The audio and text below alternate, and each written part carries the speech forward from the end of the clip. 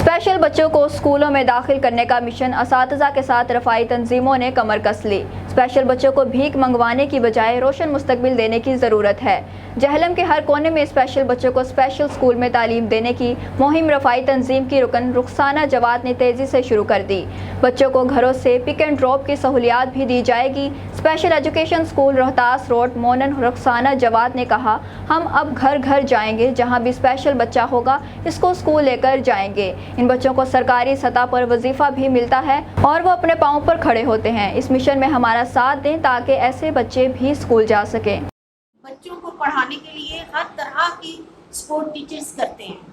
मेरी अपनी बेटी माशाल्लाह सर ने अभी उसका जिक्र किया है, वो कुरान पाक पढ़ चुकी है और जिस तरह वो आगे हर चीज़ में आगे, वो तो उसका जो है ये कहना है कि मामा मैं PhD करूँगी।